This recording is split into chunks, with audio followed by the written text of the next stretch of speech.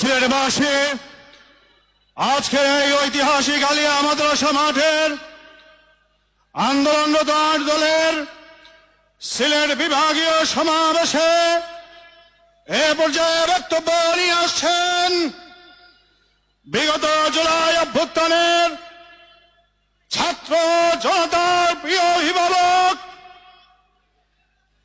ইসলামী আন্দোলন বাংলাদেশের সংগ্রামী আমির, এই দেশের লক্ষ কোটি জনতার আধ্যাত্মিক এবং রাজনৈতিক রাবার আমিরুল মুজাহিদিন হযরত মাওলানা মুফতি সৈয়দ মোহাম্মদ রেজাউল করিম পীর সাহেব জন্মনায়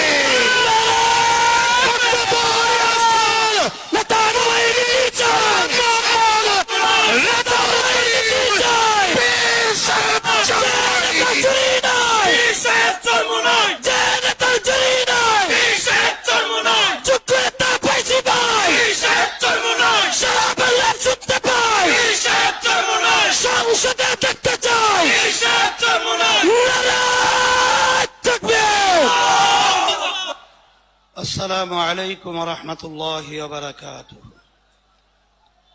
الحمد لله وكفى وسلام على عباده الذين اصطفى.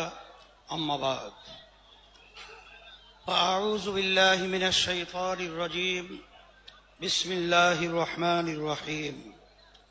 وتلك الأيام نداولها بين الناس. صدق الله العلي العظيم.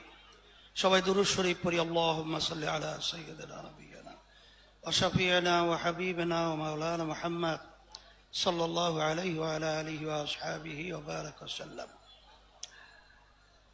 আজকে ৮ দলীয় সমাবেশের সম্মানিত প্রধান অতিথি, মঞ্চে ৮ দলীয় কেন্দ্রীয় শীর্ষ পর্যায়ের নেতৃবৃন্দ, সামনে বিশেষ করে উপস্থিত যারা রয়েছেন, ইসলাম প্রেমিক, দেশ প্রেমিক আমার ভাইরা, আজকে ৮ দলীয় আমাদের এই সমাবেশের মূল লক্ষ্য উদ্দেশ্য কি? আমাদের যে ৫ দফা দাবি বাস্তবায়নের জন্য আজকে আমরা বিভাগীয় পর্যায়ে আজকে আপনাদের এই ঐতিহ্যবাহী সিলেট আলিয়া মাদ্রাসার মাঠে আজকে আমাদের শেষ সমাবেশ। আজকে এই সমাবেশের মাধ্যমে সারা বাংলাদেশের ভিতরে আজকে প্রমাণিত হয়েছে যে আজকে বাংলাদেশের মানুষ আমাদের যে দাবিগুলো ছিল ৫ দফা, সেটার পক্ষে প্রমাণিত হয়েছে। আমাদের এই দাবিগুলো নিয়ে আজকে আমরা রাস্তায় নামলাম কেন? এর মূল লক্ষ্য উদ্দেশ্য হলো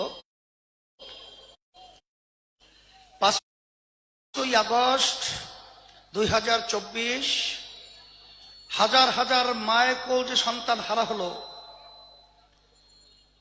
অনেকে চক্ষু হারিয়েছে, পঙ্গু হয়েছে।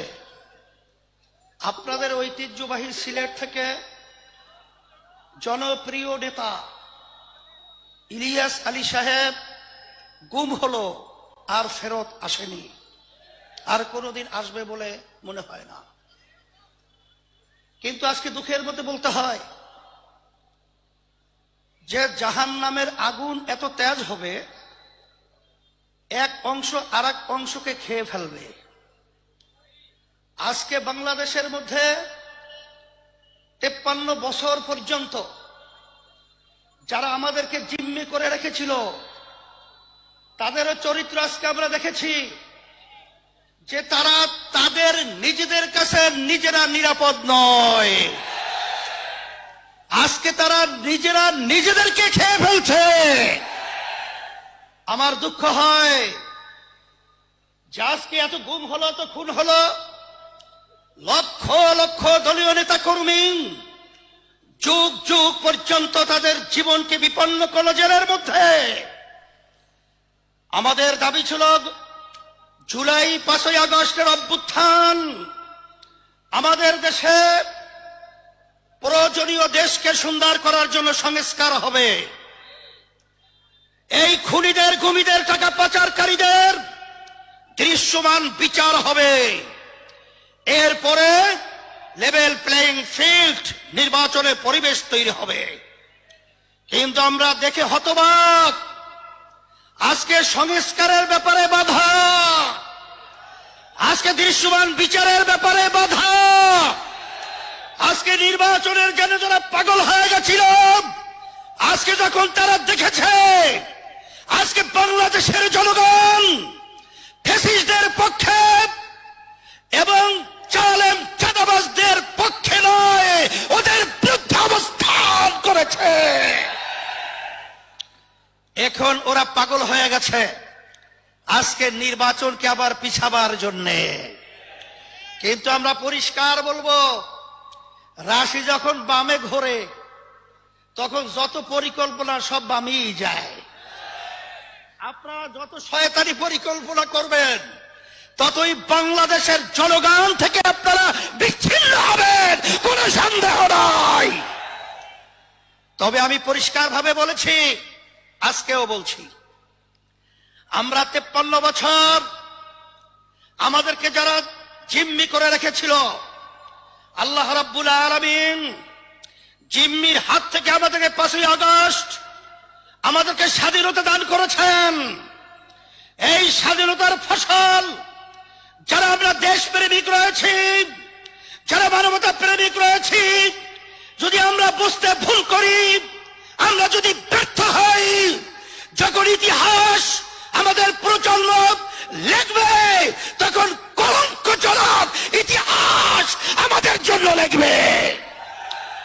এই জন্য আমি সকলকে আহ্বান জানাবো, আসেন আমরা যারা দেশ প্রেমিক রয়েছি, ক্ষমতা প্রেমিকদেরকে, চাঁদাবাজদেরকে, আমাদের দেশের টাকা যারা বিদেশে পাচার করে ওদেরকে আমরা না বলার মাধ্যমে আমরা বাংলার জমি থেকে চিরতরে উৎখাত করে মাথা উঁচু করে দাঁড়াবার পরিবেশ তৈরি করতে হবে।